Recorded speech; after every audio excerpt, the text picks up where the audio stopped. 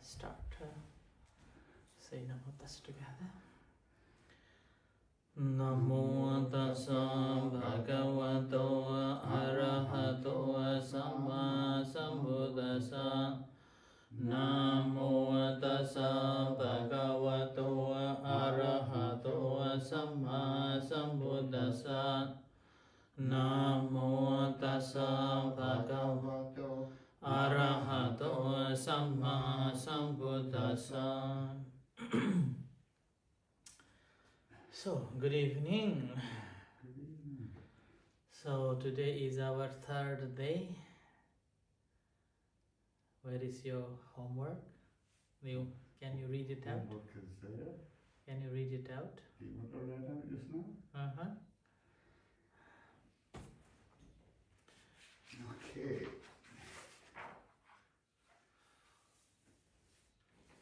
And homework was on what evil actions and or immortality, Papa Vaga, but it's not because it comes under Papa. Papa Vaga. Alright. Mala vi papaka dhamma asamin loke paramicha. Alright? Mm-hmm. And the meaning is, immortality is a stain in this world and the hereafter, is a Buddhist phrase generally describing the consequences of immoral actions, karma, or part of the verses detailing impurities of the mind which lead to suffering.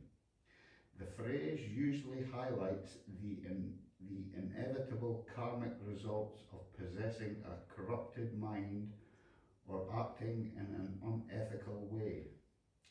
Asamin loke refers to suffering in the present life, e.g.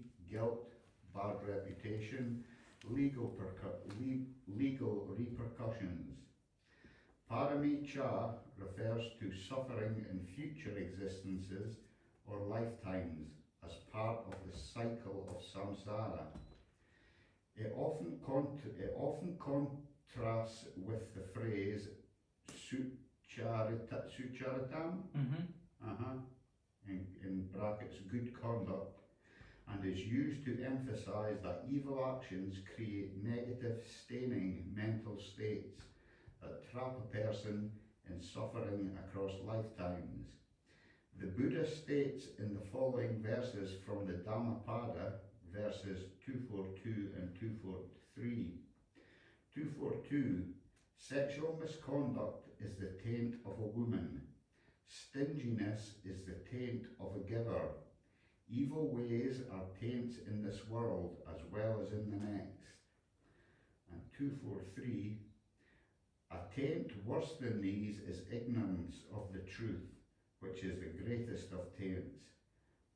O bhikkhus, abandon this taint and be taintless, said the Buddha. The Buddha taught 1,250 arahants on Magga Puja Day 3 principles called Ovadapattimokkha. Ovadapattimokkha, meaning do good, stop doing evil, and purify the mind. We should all try to stop evil thoughts and deeds from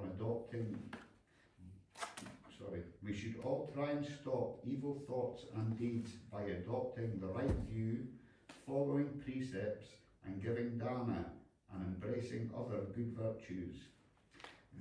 The phrase highlights that immoral actions, papa, constitute mental and spiritual defilement, mala, that impacts both current and future lives.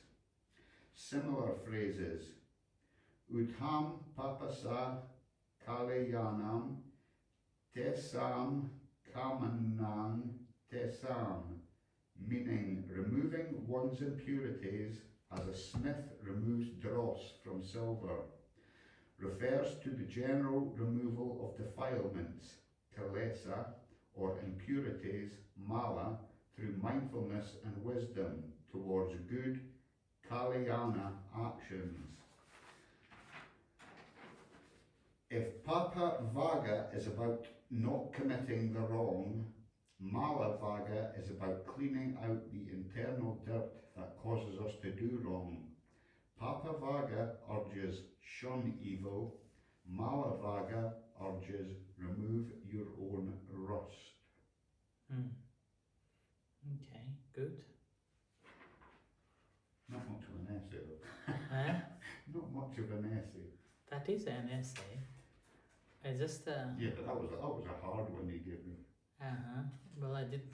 I just picked up on the day, so and Yvonne said that she will send later. How did you set that up to write an essay about? Oh, not this one, No. but the previous one. Right. So today's topic is the third one. Two sets of a third. And that's called Sobhana or gracious dhamma. Sobhanakarana. Gracious Sobhanakarana. Okay. Sobhanakarana dhamma. Or gracious.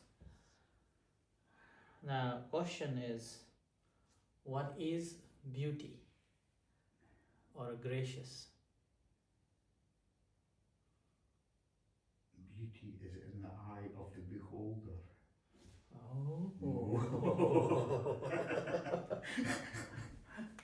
What did you say? Beauty is in the eye of the beholder. In the Or eyes of the beholder. Beauty is in the eyes of the beholder. beholder. That's why each person's perception of a beauty is different. So that means the beauty is uncertain. Okay? So Individual, isn't it? Individual, each person. Now, yes, there is a Sobhanakarana.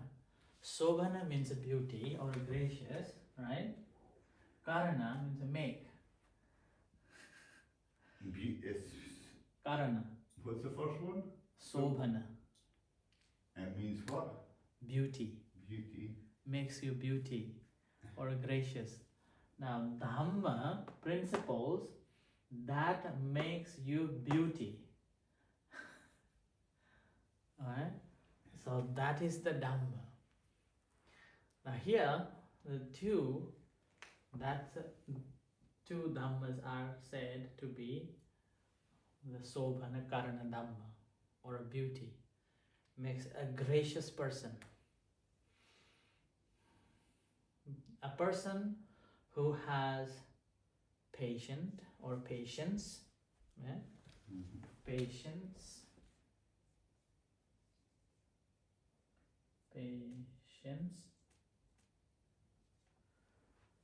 patient or patience, and a person who is modest. These two are known as a person with a beauty. Why do you think?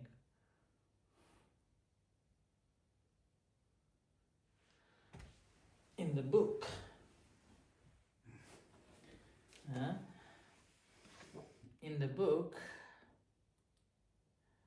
it says that the Kanti describes one's ability to be patient and to endure all conditions with a calm self-control, whether hot, cold, hungry, thirsty, ill, or suffering from injuries, words of abuse, sarcasm, criticism, or being made to look foolish. Soracha describes one's ability to be quiet and balanced without showing pride or arrogance, and to control one's emotions when faced with people and situations that displease us. Displease us. So that is known as the Sobhana. And individuals who possess these two virtues maintain control of their minds. They are calm, well composed, and graceful in different situations. Therefore, Khanti and Soracha are called the virtue of grace. I'm just looking up modesty, isn't it? I'm just looking up modesty. Modesty, The unshakable. quality of being unassuming, humble, and moderate regarding one's abilities, achievements, or appearance. Modest. Okay? Uh-huh. So, here, the Khanti, I think I will write the Khanti first and then will come later, Soracha. So Khanti is basically being patient or forbearance, ability to keep calm in every situation. So it's about feelings. So it's about three things. One, environment. Two, physical. And then three, mental or emotion or feeling. Okay? In these situations, a person who is calm and patient in whichever situation they are and able to endure, that's why it is also endurance. Okay? So able to endure, then that person is someone who maintains the gracious state. Okay? In terms of the environment here, or a situation, hot, cold, or any weather conditions. In any weather conditions will not shaken by it once the task been taken. Let's say you have a task to fulfill today and somehow weather is too hot, and then there is people who are making excuse. It's too hot, I will do it later. And then there's a case that if that's a cold, and then again it's too cold, and in the case of anyway, but to try to find any excuse not to perform that act. I've just eaten, I'm sleepy, I just woken, my tummy is full, so I will do it later, and such things. So and then not doing the act or the action that he or she is supposed to do. Now, a person who has this endurance, then that person will not look on that but carry on the task. Okay? So that is a person who has got the endurance. They have Khanti. Khanti. Okay? And then the second one, a physical. Now this physical is about any like illnesses. Illness or even the tiredness. These situations. Anything to do with the physical conditions and making excuse not to do.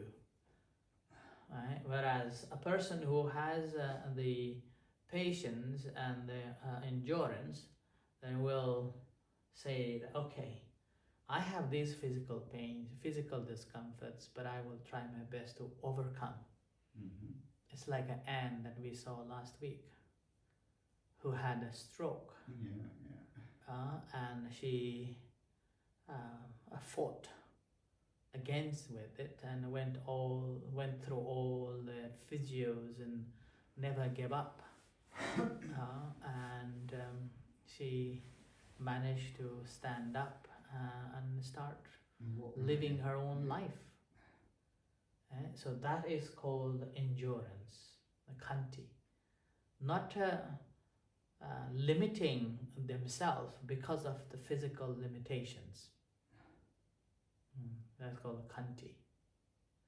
And that's how they become a beauty. They become a graceful. People will respect. And then the third one is a mental. Alright? Oh, that's mental. Okay. My mistake. So it's mental. Alright? When we talk about the mental, now it's on to different emotions and feelings that we have. Oh, I'm feeling very bored, so I don't want to do anything. Oh, somebody has said something to me, and now I feel down, and I don't want to do. Or someone behaving unwell to me, or saying, or anything that's, what is it says? Anything, words of abuse, sarcasm, criticism, and these making you feel foolish. Yeah, but it's always towards yourself. Towards yourself. Okay? Then that person feels unworthy, that person feels a lack of confidence, that person feels down. That means that person doesn't have khanti. Okay? But a person... Yeah, but what if they don't have khanti in the mental, but they've got khanti in the other two? A person who is practicing khanti should have all three. So that that person is graceful or beauty. So that's why in Buddhism, it's not talking about the beauty from your face. It's a beauty in your heart. Beauty will fade. But the beauty in your heart will not fade.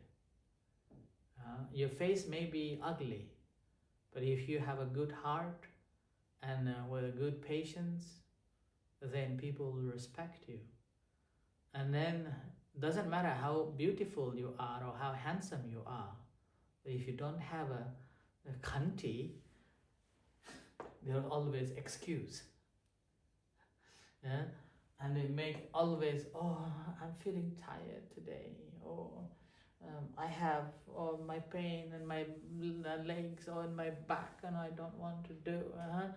Always make excuse. And then even the little things can upset them. A few years ago, there was one monk. He has been a monk only a couple of years. I think it's over the 5 years. He was here, and he was always talking about physical pains and physical illnesses. He's still young. And really? So he was very much towards concern of his skin, concern of his back, concerns his hands dirty, like that. Okay, so that's a physical, so it doesn't have the khanti towards it. And then there was another monk who stayed in the meditation center for a long time in Thailand, and he was here. And he was like, I don't know which one to fall in. Always making excuse and feeling of whenever you touch something, rush to wash hands, or whenever doing something, rush to change clothes and then wash it immediately. So, and paranoia or excessive behavior, what's called? OCD. OCD, obsessive compulsive disorder, like that. So that's also not having a kanti. Okay? And then environmentally, I have found quite a lot of monks, they cannot endure cold weather here, particularly in our center. And that's why pretty much many monks always say, I like to be in Aberdeen, but cold. Not in a cold, not in the winter time. And I have noticed there were moments I left during the winter time, particularly like end of November to December. I normally come back about 20th of December if I go away for this New Year celebration. And then normally like December, November and December I am away. And then I noticed that pretty much many monks, they don't want to come out from the cottage and then put the heating on all the time, or set up the fire all the time. And then I even noticed when I was here, quite a few monks. They went. I'll be monks from hot climates. They're from Thailand, yeah. Yeah, understandable. But I mean, but there should be some limitation, no? That they are like, when I go into the room, I feel so hot. I'm sweating. The heating is always on, and I feel, goodness me, I don't like that. So that's these are some of the examples that I come across, that very little patience in relation to this. Now, mentally or emotionally and feelings, that is the hard one, very difficult to deal with, particularly if you have confidence, or you believe in someone that you really trust, fully trust, and you have given all the trust to that person, and somehow let's say that person used against you, then that's a really difficult situation. It's very difficult to keep your patience. Now, the person who can keep that patience, then that person will be the great person. Like if we take it as a Buddha's example, one of the examples that the Chinchamanavika, okay, so Chinchamanavika, this lady was hired by another group, those who felt that the Buddha's fame had become so famous that they lost their clients. People didn't go to see them as a religious religious person, and not went to do any rituals. So with that, they lost their income. So they hired this lady and sent this lady in the evening to the monastery, and then she comes out from the monastery during the time in the morning. People start to coming to the monastery. So when people left in the evening, she goes in. What, the monastery where the Buddha was there? Yeah, where the Buddha was. And then when people come in the morning, she leaves like that for some times. And it went on like that. And then after a couple of months later, so she went into the middle of the mass where the Buddha was giving a talk, said that, oh, you are very good at teaching, but you are not good at looking after your own child. So she was having a belly. You're not good at looking after your own child. How could you? Why don't you make some arrangement for me to have my own time and then look after my child, like that. Okay? And then Buddha was just quietly listening. And then after she finished her claim or shouting, she said, I and you know what is true and what is not true. Dear sister, be mindful. And then that really made her feel ashamed. No, she was shouting without loud and anger, but the Buddha was quietly, patiently listening and then calmly told her. And with that, she lost her the tight rope that was tightening something underneath inside her belly. It just fall because of the shame. Couldn't hold it anymore, so it just fall. And then that's how the Buddha was cleared. Right? So that's the one story. And another story that this gentleman was so angry and came to the Buddha. I think you may have heard this story. And then came to the Buddha and then told the Buddha off.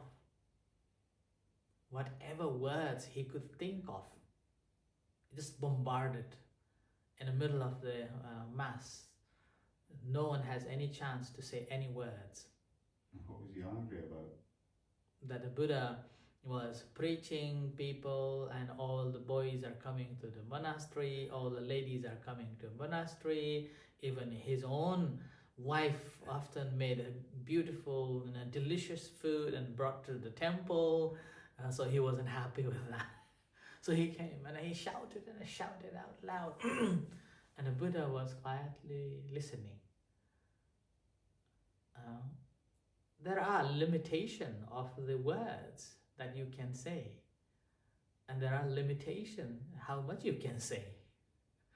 The Buddha was just sitting, listening, and this Brahmin, now nobody is responding to him, so he has nothing to say. But the thing is, if someone is angry, and if you say something that triggers and then brings more anger in, but nobody was responding, even the Buddha was just quietly listening. Then he ran out and he didn't know what to say. Then he said to the Buddha, I have been saying with angrily to you all these things and you're just calmly listening to me. Don't you feel anything? Right? And then the Buddha calmly said, Brahmin, when you have a guest, you will prepare some food to let the guest eat. And if guests don't eat it, what would you do? What sort of a question is this? Is still angry. What sort of a question is this? If they don't eat it, that belongs to me. That's mine. I will eat it. Right? And then the Buddha said, whatever you said, I don't want it. Take it back. And he was like very ashamed. So then he also became the disciple of the Buddha. So that's how this is called patience. Patience is the key. And in that patience, there are so many examples. There was a one even in Aberdeen, when I was in Aberdeen, in the Thai temple, when we started the Thai temple in 2011. I was in that temple first. After we started, and I was alone in that temple. No monks were. I was alone looking after. And then was one lady. She invited me to her house for the blessings and a lunch. And she prepared, and she also informed many other friends.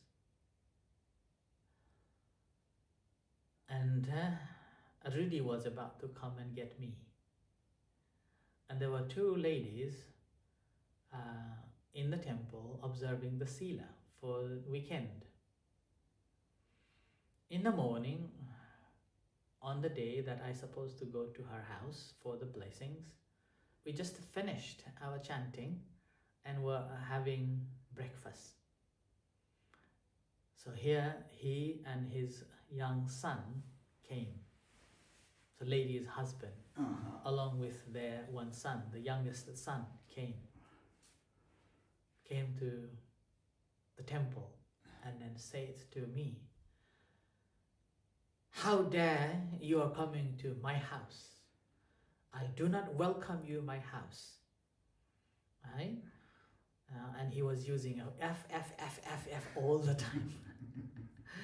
And he even asked his son, saying, "Isn't it? We don't want him to come to our house." And this little boy, maybe his father already told him what to respond. So he said, "Yes, just yes, that's all." And then these two ladies who were observing the Sila became so angry. I was just listening and I said, "Okay." And then I said to him, "Well, your wife wished us to be for her birthday, I think her birthday that time, to bless the house and offer lunch. So I'm not sure, I cannot go. If you don't want me to go, can you tell her to let me know so I won't go?" While I was out having this discussion, these two ladies were boiling up. And one of the ladies, they were observing 8 precepts, practicing, could not hold anymore because this man was F and telling me. And this lady also used F while observing the 8 precepts. She used the F and said, "He is my teacher. Your wife invited him." So she used F. And then I had to intervene. "You are a nun. Let me deal with it." So, temporary nun for 2 days. So, "You are observing 8 precepts. Oh, be calm. Let me deal with it. So you practice." So that happened, and Rudy went to the house, and we decided not to go to the house for the lunch. That was quite a bit that time. So that was one time. And then there was another incident in 2012. I was in the middle of this investigation. Everybody was shouting. And I was just sitting and observing quietly. Those words and nothing affected me at all. My mind wasn't taking at all. My mind was simply, "You're ignorant. You don't know what is right, what is wrong." And I feel sorry for them. And I just stayed calm. That was another incident. So this is how the patience is. And the patience, that's why I try my best to practice patience in every situations. Sometimes it's slow. Many times you may lose. Many times you may be regarded as someone's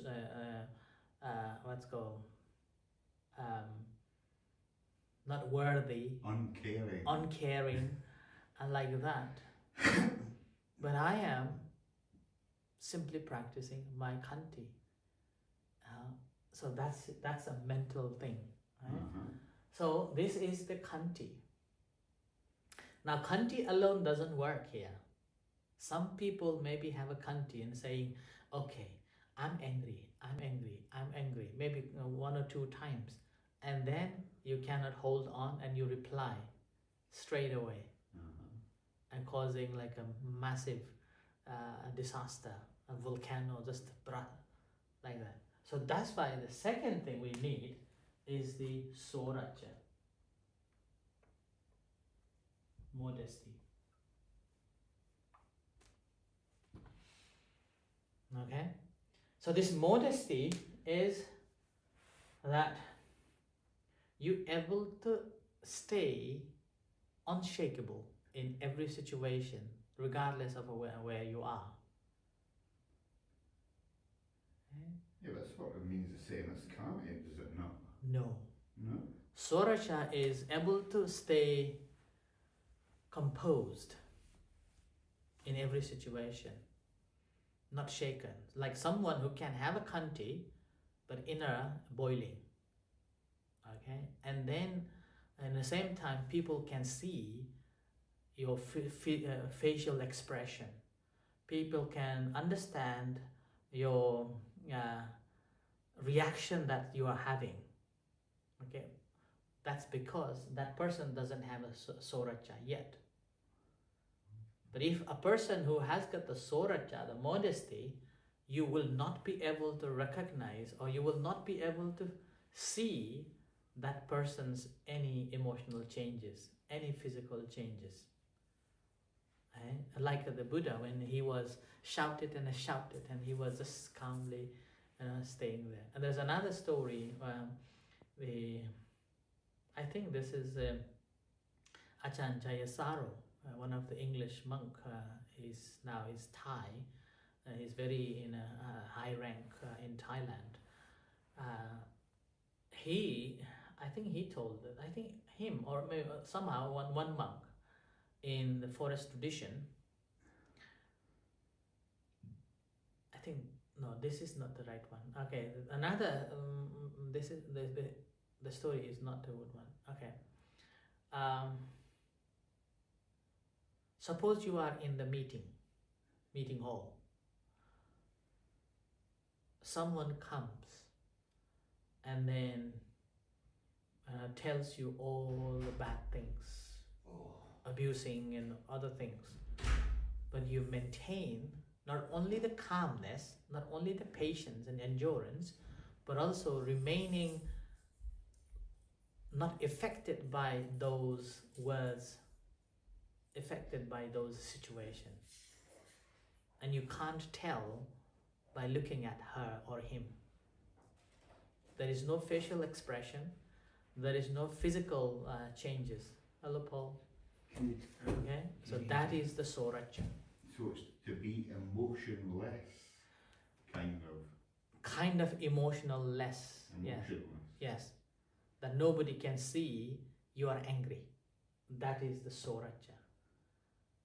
And this is the another one is the simile is like the rock on the mountain that's not shaken by the wind and the rain, firmly established. Now this one, if you look at the Chinese series or Chinese movies, this comes a lot. They use a lot.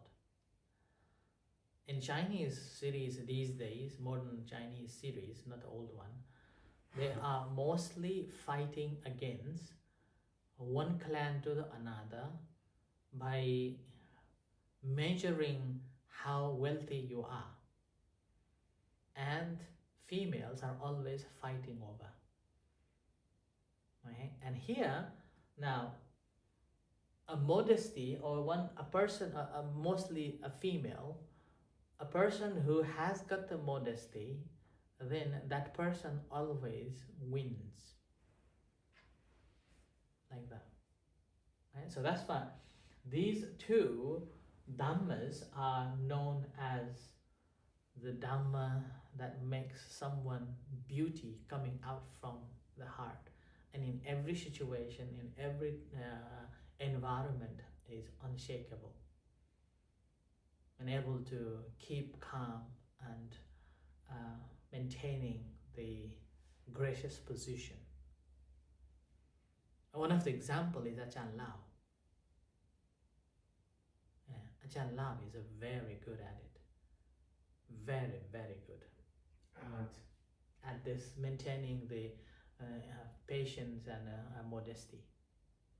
He's very patient. Whenever, even in the meetings, people will say to him directly on things that he's supposed to do, didn't do, or he's supposed to carry and he didn't, or sometimes it's just on his face. Criticism. Yeah. Criticizes him. And he just maintains no expression at all. It's just still there. And that's his beauty. It's so completely stillness there. And that doesn't mean he didn't know. That doesn't mean that he didn't recognize. He did, but didn't express. And he just maintains that emotionless expression in those. And that's how people see him as a person with the metta. Person with what? Metta. Loving kindness. Loving kindness. People feel that he has that metta. So that is the beauty, the gracious moment. So that's why this is the... so he's got Sobhanakarana. Dhamma. Yeah. He's very good at it, this one. I am not.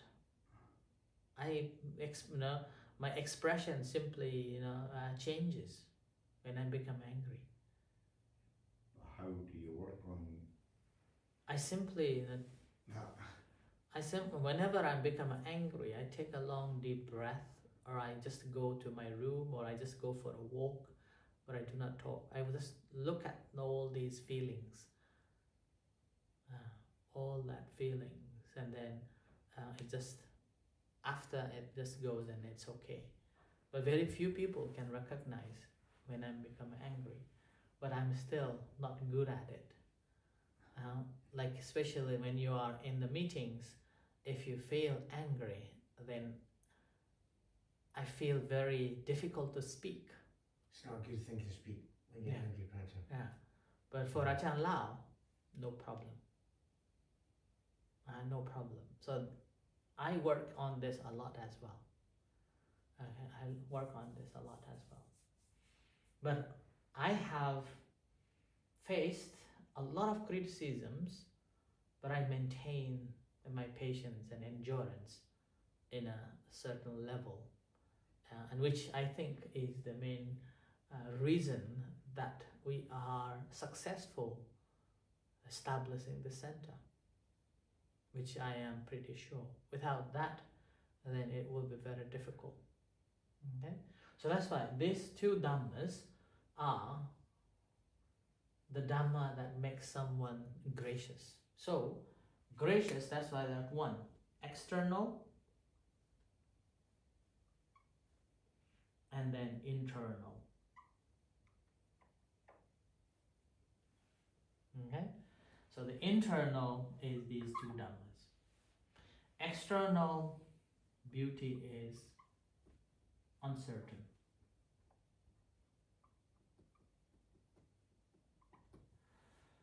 So if you are looking for the partner, don't look at through the external beauty.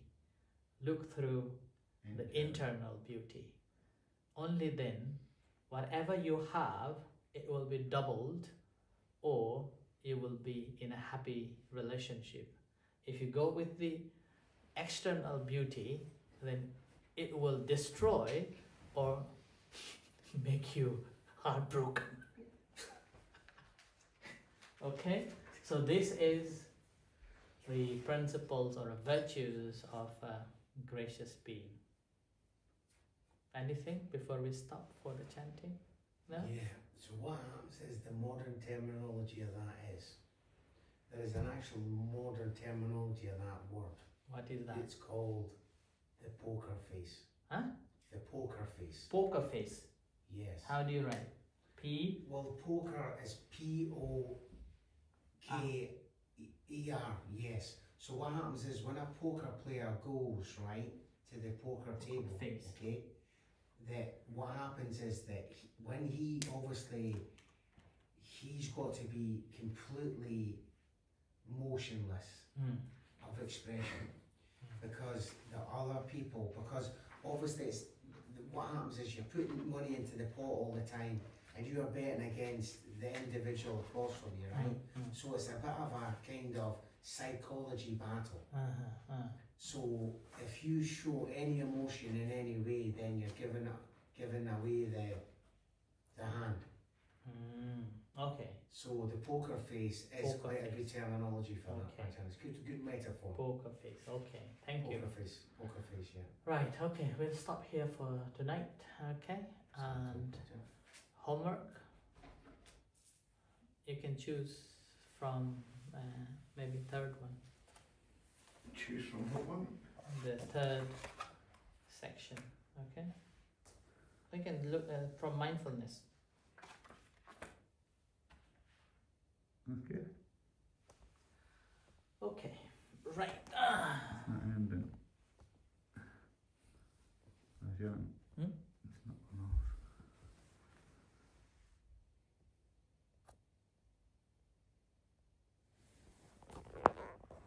Was you out today, Patan? Was you out and about today, or did you just have a day in a rest?